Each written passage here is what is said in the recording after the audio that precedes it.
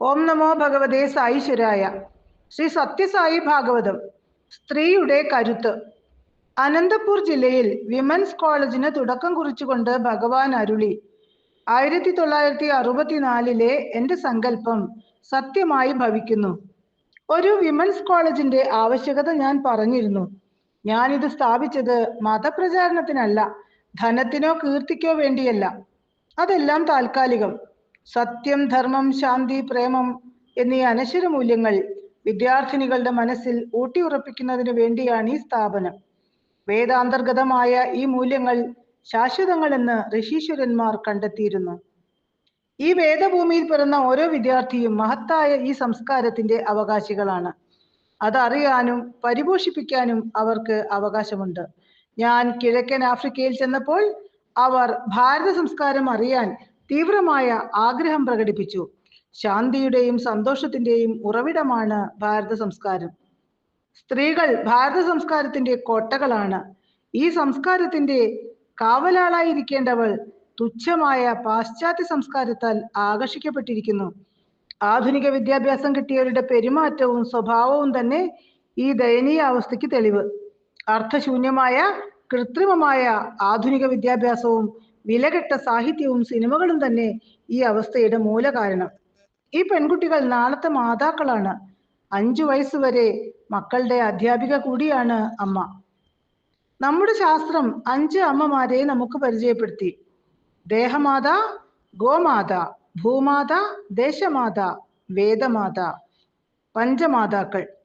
ദേഹമാതാവ് ശരീരം സമ്മാനിച്ചു. ഗോമാതാവ് ശരീരം നിലനിൽക്കാനായി പാല് തന്നു. ഭൂമാതാവ് ധാന്യങ്ങളുടെ ആഹാരം തരുന്നു. ദേശമാതാവ് സംരക്ഷണം, പ്രേമം, ജീവിതാവകാശങ്ങൾ എന്നിവ നൽകുന്നു. വേദമാതാവ് ജീവിത ലക്ഷ്യം എന്തെന്ന് ഉപദേശിക്കുന്നു. ഒടുവിൽ ആത്മജ്ഞാനത്തിൽ എത്തിക്കുന്നു. മറ്റ് 4 മാതാക്കളുടെ മഹിമ പരിചയപ്പെടുത്തി കൊടുക്കേണ്ടത് ദേഹമാതാവിന്റെ ജോലിയാണ്. അതുകൊണ്ടാണ് അമ്മ അത്രയും പ്രാധാന്യം അർഹിക്കുന്നത്. അത്തരം അമ്മമാരെ സൃഷ്ടിക്കുന്നതിന് വേണ്ടിയാണ് ഈ കോളേജ്. ഓരോ സംസ്ഥാനത്തും ഇത്തരം വിമൻസ് കോളേജ് ഉണ്ടാകേണ്ടത് സായി അവതാര ദൗത്യത്തിന്റെ ഭാഗം. പുരാണങ്ങളും ശാസ്ത്രങ്ങളും മാതൃത്വത്തിന്റെ മഹത്വം പ്രകീർത്തിക്കുന്നു. ഗാർഗി, മൈത്രേയി തുടങ്ങിയ ആധ്യാത്മിക ദീപസ്തംഭങ്ങളെ വേദം പരിചയപ്പെടുത്തുന്നു. ഒരിക്കൽ മഹാപണ്ഡിതന്മാർ അടങ്ങുന്ന സദസ്സിൽ ഗാർഗി അതിസങ്കീർണമായ ആധ്യാത്മിക തത്വങ്ങളെക്കുറിച്ച് ഗംഭീരമായി സംസാരിക്കുകയും ജ്ഞാനികളുടെ ഇടയിൽ മഹനീയ സ്ഥാനം നേടുകയും ഉണ്ടായി. ചരിത്രത്തിൽ ജീജിബായിയുടെ സാന്നിധ്യം കാണാം. പുത്രൻ ശിവജിയിൽ ബാല്യത്തിലെ തന്നെ പുരാണങ്ങളിലെ വീര്യവും ആദർശവും അവർ പകർന്നു. ഹിന്ദു സംസ്കാരത്തിന്റെ മാതൃകയായി മകനെ അവർ രൂപപ്പെടുത്തി. ഹിന്ദുക്കളെ സംബന്ധിച്ചിടത്തോളം ഹിന്ദുധർമ്മം അവരുടെ സംസ്കാരവുമായി ഇഴുകിച്ചേർന്നിരിക്കുന്നു. അത് അവരുടെ ജീവശ്വാസമാണ്. ധർമ്മ സംരക്ഷണത്തിനും പോഷണത്തിനുമായി ജീവൻ ത്യജിക്കാനും ഹിന്ദു ഒരുക്കം. ഈ ധർമ്മം ഇല്ലാത്തിടത്ത് വസിക്കാൻ ഭാരതീയർ ആഗ്രഹിക്കുന്നില്ല. അധർമ്മത്തിന്റെ ദുർഗന്ധമുള്ള ദിക്കിൽ ശ്വാസം കഴിക്കാൻ പോലും ഹിന്ദുവിന് വിഷമം. അത്തരം സന്ദർഭങ്ങളിൽ ഭാരതീയർ സീത അശോകവനത്തിൽ കഴിഞ്ഞതുപോലെ രാമനാമജപത്തിലും ധ്യാനത്തിലും മുഴുകി കഴിയും. ഭാരത സംസ്കാരം ലോകം മുഴുവൻ കീർത്തിക്കപ്പെട്ടതാണ്.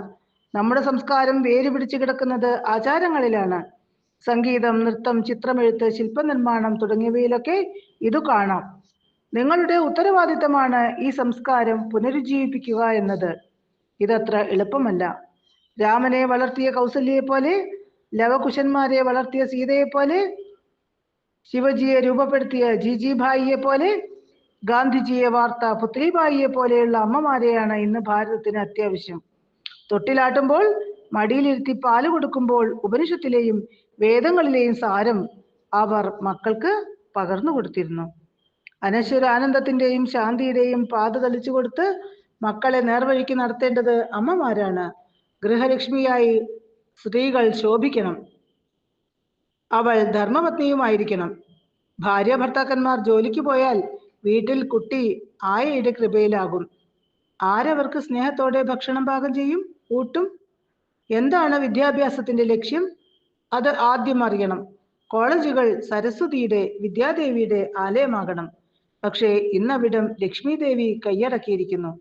പ്രവേശനത്തിന് പണം, പഠിക്കാൻ പണം, എന്തിനും പണം, പണം മാത്രം. അതിന്റെ ഫലമായി മൂല്യങ്ങളും ആധ്യാത്മിക ഉന്നതിയും കീഴ്പോട്ട് പോയി. തീർച്ചയായും സ്ത്രീയുടെ ജീവിതം തന്നെ കൂടുതൽ ധന്യം. അവരുടെ ഗർഭകാലം, പ്രസവം, കുഞ്ഞിനെ വളർത്തുക, ഇതൊക്കെ ചെയ്യുന്ന അമ്മ എങ്ങനെ രണ്ടാം സ്ഥാനത്താകും? അതുകൊണ്ടാണ് രക്ഷകർത്താക്കളെ കുറിച്ച് പറയുമ്പോൾ ആദ്യം അമ്മയുടെ പേര് പറയുന്നത്. മാതൃത്വത്തെ കുറിച്ച് പറയുമ്പോൾ ആദ്യം ഓർമ്മിക്കുന്നത് സ്വഭാവ മഹിമയും ത്യാഗസന്നദ്ധതയും. ഇവ രണ്ടും സ്ത്രീകളിൽ ഉണ്ടെങ്കിൽ ലോകം മംഗളമയം. നമ്മുടെ കോളേജിൽ ചേർന്നു കഴിഞ്ഞ് പല വിദ്യാർത്ഥിനികളും പരാതിപ്പെടുന്നു. അവർക്ക് ഇഷ്ടമുള്ള വസ്ത്രം ധരിക്കാനുള്ള സ്വാതന്ത്ര്യമില്ല, ഇഷ്ടം പോലെ പോയി വരാനുള്ള സ്വാതന്ത്ര്യമില്ല. ഈ ചിന്ത തന്നെ മഹാ അബദ്ധം. ഭാവിയിൽ അവർക്ക് ലഭിക്കാൻ പോകുന്ന ഉത്തമ പദവിയും കീർത്തിയും അവർക്കിപ്പോൾ മനസ്സിലാക്കാൻ കഴിയുന്നില്ല. സത്യത്തിൽ അവർ ഇവിടെ പഠിക്കുമ്പോൾ ഉത്തമമായ കുലത്തിന്റെയും പ്രസ്ഥാനത്തിന്റെയും രൂപീകരണത്തിനുള്ള ശ്രേഷ്ഠമായ ഉപകരണങ്ങളാകുകയാണ്. നാളത്തെ അഭിമാന സ്തംഭങ്ങളാകുവാൻ പോവുകയാണവർ. ഈ പ്രായത്തിൽ നിയന്ത്രണങ്ങളൊക്കെ വിഷമകരമായി തോന്നാം, പക്ഷേ ഭാവിയിൽ അതിന്റെ സദ്ഫലം അനുഭവിക്കാൻ കഴിയും. ന സുഖാത് ലഭ്യതേ സുഖം, സുഖത്തിൽ നിന്ന് സുഖം ലഭിക്കില്ല. ക്ലേശങ്ങൾക്കിടയിലും സന്തോഷിക്കാൻ കഴിയണം. സന്തോഷം എന്നത് രണ്ട് ദുഃഖങ്ങൾക്കിടയിലുള്ളതാണെന്ന് കേട്ടിട്ടില്ലേ? ഭർതൃഗൃഹത്തേക്കാൾ പവിത്രമായ ഒരു വിദ്യാകേന്ദ്രം സ്ത്രീകൾക്ക് വേറെ ഏതുണ്ട്? അവിടം തെറ്റുകൾ പൊറുക്കുന്ന, നിങ്ങളെ മാതൃകയായി രൂപപ്പെടുത്തുന്ന, ദുരന്തങ്ങൾ ഇല്ലാതെ തന്നെ ധന്യത സമ്മാനിക്കുന്ന സ്ഥലമാകണം. ബ്രഹ്മ, വിഷ്ണു, മഹേശ്വരന്മാർ പോലും ആദർശവിധികളായ മഹിളകളെ അനുസരിച്ചിരുന്നു. കുറെ ഡിഗ്രികൾ എടുത്തിട്ട് എന്തു കാര്യം? നിങ്ങൾ മാതൃകാ ഭാര്യയും നല്ല അമ്മയും പുത്രവധുവുമായി തീരണം. MSc കഴിഞ്ഞ ഒരു യുവതി ഒരു BA ഡിഗ്രിക്കാരനെ വിവാഹം കഴിച്ചു. അവർക്കൊരു കുഞ്ഞുണ്ടായി. കുഞ്ഞിനൊരിക്കൽ പനി പിടിച്ചു. എന്തു ചെയ്യേണ്ടു എന്നറിയാതെ യുവാക്കളായ ആ മാതാപിതാക്കൾ നിലവിളി തുടങ്ങി. അവർ ഡോക്ടറെയും വല്ലാതെ അസഹ്യപ്പെടുത്തി. ക്ലേശങ്ങൾ വരുമ്പോൾ നിലവിളിക്കുകയാണോ? പരിഹാരം കണ്ടെത്താനുള്ള മനോനിലയല്ലേ വേണ്ടത്? കരഞ്ഞിട്ട് എന്തു കാര്യം? ഇക്കാലത്ത് ഉന്നത ബിരുദങ്ങൾ നേടിയവർ ധാരാളം. പക്ഷേ അവർക്ക് കാര്യങ്ങളൊന്നും വേണ്ട വിധം കൈകാര്യം ചെയ്യാനാകുന്നില്ല. ഇത്തരം ബിരുദങ്ങൾ കൊണ്ട് എന്തു കാര്യം? നിങ്ങൾ ഭക്ഷണം സ്വയം ഉണ്ടാക്കണം, പാത്രങ്ങൾ സ്വയം കഴുകണം. അങ്ങനെ സ്ത്രീകുലത്തിന് തന്നെ അഭിമാനമാകണം. എനിക്കതറിയില്ല, ഇതറിയില്ല എന്നൊക്കെ പറയുമ്പോൾ നിങ്ങൾക്ക് സ്വയം ഭാരമാവുകയാണ് ഭൂമിക്കും. യമനെ ബോധ്യപ്പെടുത്തി ഭർതൃജീവൻ തിരിച്ചു വാങ്ങിയ സാവിത്രി ഭാരതത്തിലാണ് ജനിച്ചത്. കത്തിപ്പടർന്ന കാട്ടുതീ അണച്ച ചന്ദ്രമതിയും ഭാരത മഹിള തന്നെ. അഗ്നിപരീക്ഷണത്തിലൂടെ പവിത്രത തെളിയിച്ച സീത ഭാരത സ്ത്രീയുടെ ദിവ്യത വെളിപ്പെടുത്തുന്നു. ധാർമ്മിക രോഷത്താൽ കാട്ടാളനെ ഒരൊറ്റ നോട്ടം കൊണ്ട് ദഹിപ്പിച്ച ദമയന്തിയും ഭാരതീയ മഹിള തന്നെ. ഇങ്ങനെ എത്രയോ പുണ്യവതികൾക്ക് ഭാരതം ജന്മമേകി. Home science. അനന്തപൂർ കോളേജിൽ ഹോം സയൻസ് ഡിപ്പാർട്ട്മെന്റ് തുടങ്ങവേ ഭഗവാൻ അരുളി, ഞാൻ ഇന്ന് ഇതിന്റെ ലാബറട്ടറി ഉദ്ഘാടനം ചെയ്യുന്നു. ഈ വിഷയത്തിന്റെ പാഠ്യവിഷയങ്ങൾ ഞാൻ നോക്കി. ഭാരത വനിതകൾ സ്വാഭാവികമായി ഇക്കാര്യത്തിൽ പ്രഗത്ഭകളാണ്. ഇപ്പോഴിതിന് ഹോം സയൻസ് എന്ന് പേരിട്ടിരിക്കുന്നു, അത്രമാത്രം. ഈ വിഷയം കുട്ടികളെ ശരിയാം വിധം വളർത്താനും കുടുംബാംഗങ്ങളെ സേവിക്കുന്നതിനും മാർഗദർശനമാകും. സ്ത്രീകളുടെ കഴിവുകൾ കൂടുതൽ തെളിഞ്ഞു വരും. ഗൃഹലക്ഷ്മിയായിട്ടാണ് പുരാണങ്ങളും ഇതിഹാസങ്ങളും സ്ത്രീകളെ പുകഴ്ത്തുന്നത്. ഭർത്താവിന്റെ വിശ്വസ്തയായ സുഹൃത്തും ധാർമ്മിക പാതയിലെ നേതാവുമാണ് സ്ത്രീ. കുടുംബ ദീപം തന്നെയാണവർ. കുട്ടികളെ സത്യം, സൗഹൃദം, സാഹോദര്യം, അഹിംസ, പ്രേമം എന്നിവയുടെ അന്തരീക്ഷത്തിൽ വളർത്തേണ്ട മഹത്തരമായ ഉത്തരവാദിത്വം മാതൃത്വത്തിനാണ്. നിർഭാഗ്യവശാൽ പാശ്ചാത്യ സംസ്കാര ഭ്രമത്തിൽപ്പെട്ട് ഇന്നത്തെ വനിതകൾ ഭ്രാന്തനാശയങ്ങളിൽ മുഴുകിയിരിക്കുന്നു. അതിന്റെ ഫലമായി സദാ അതൃപ്തിയിലും മനോദുഃഖത്തിലുമാണവർ. കുട്ടികളെ വളർത്താനുള്ള ചുമതല അവർ ആയയ്ക്ക് കൊടുക്കുന്നു. ശോഭനമായ ഭാവിക്ക് വേണ്ട യാതൊന്നും അവർ ചെയ്യുന്നില്ല. രാമൻ വനവാസത്തിന് ഒരുങ്ങുന്ന സന്ദർഭം, കാട്ടിലെ ദുരിതങ്ങളും അപകടങ്ങളും രാമൻ വിവരിച്ചു. സീതയോട് കൊട്ടാരത്തിൽ തന്നെ സുരക്ഷിതയായി കഴിയാൻ ഉപദേശിച്ചു. ശക്തമായി പക്ഷെ വിനയത്തോടുകൂടി സീത രാമന്റെ വാക്കുകളെ ഖണ്ഡിച്ചു. കാട്ടിൽ രാമൻ നടക്കുന്ന വഴികളിലെ മുള്ളും കല്ലും മാറ്റേണ്ടത് തന്റെ കർത്തവ്യമാണെന്ന് ദേവി ഉറപ്പിച്ചു പറഞ്ഞു. രാമൻ ചന്ദ്രനെങ്കിൽ താൻ അതിന്റെ പ്രകാശമാണെന്ന് സീത വാദിച്ചു. ചന്ദ്രനും ചന്ദ്രപ്രഭയും എങ്ങനെ വേറിട്ട് നിൽക്കും? തന്നെ അയോധ്യയിൽ നിർത്തിയിട്ട് പോകുന്നത് ഭീരുത്വമാണെന്നും സീത വാദിച്ചു. കുടുംബദീപമാണ് സ്ത്രീ. നിഷ്കളങ്കമായ ജീവിതത്തിലൂടെ കുടുംബത്തെ മുഴുവനും നേർപാതയിലൂടെ കൊണ്ടുപോകാൻ അവൾക്കാകും. ബാല്യത്തിലെ ഈശ്വരമഹിമകൾ അമ്മ കുഞ്ഞുങ്ങൾക്ക് പകർന്നു കൊടുക്കണം. ഈശ്വരൻ മനുഷ്യരൂപം പൂണ്ടെത്തി മാനവനെ കാമക്രോധ മോഹാദികളുടെ കരാളഹസ്തങ്ങളിൽ നിന്ന് മോചിപ്പിക്കുന്നു. ഇത്തരം ആശയങ്ങൾ കുട്ടികളിൽ രൂഢമൂലമാക്കിയാൽ ഈശ്വരൻ എത്ര സന്തുഷ്ടനാകും? ആലോചിച്ചു നോക്കൂ.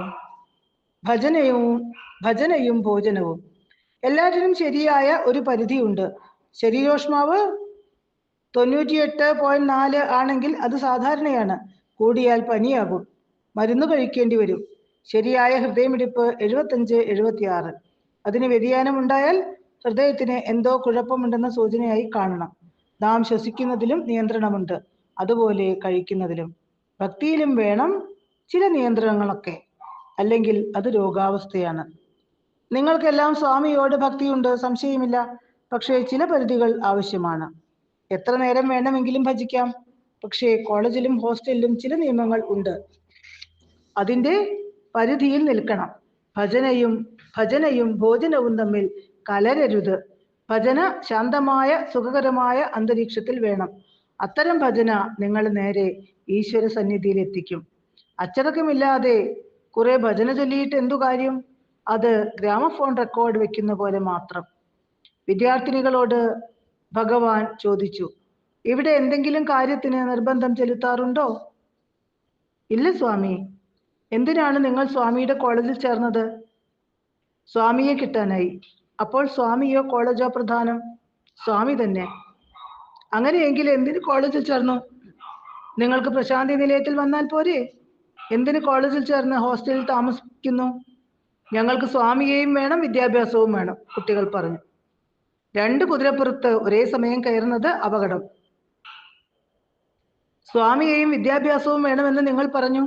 അതായത് സ്വാമിയെ ലഭിക്കാനുള്ള ഒരു താങ്ങാണ് ഈ പഠനം. എന്തിനാണ് സ്വാമി ഈ കോളേജ് സ്ഥാപിച്ചത്? നിങ്ങൾക്ക് വേണ്ടി. കാരണം ധാർമ്മിക ജീവിതവും സ്വഭാവശുദ്ധിയും ഈ രാജ്യത്ത് നാശോന്മുഖമായിരിക്കുന്നു. ഈ സന്ദർഭത്തിൽ ആധ്യാത്മിക ഉണർവ് ആവശ്യം.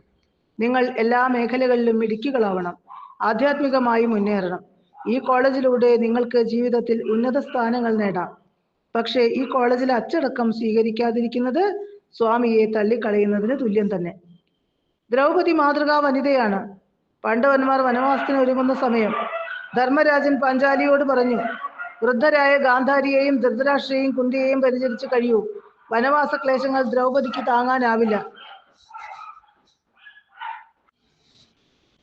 ഫലമൂലാദികൾ ഭുജിച്ച് കാട്ടിൽ കഴിയാൻ വിഷമമില്ലെന്നും പാണ്ഡവർ കൂടെയില്ലാത്ത ജീവിതം ദുസ്സഹമാണെന്നും പാഞ്ചാലി പറഞ്ഞു. ഞാൻ നരപുങ്കവനായ ദ്രുപദന്റെ പുത്രിയാണ്.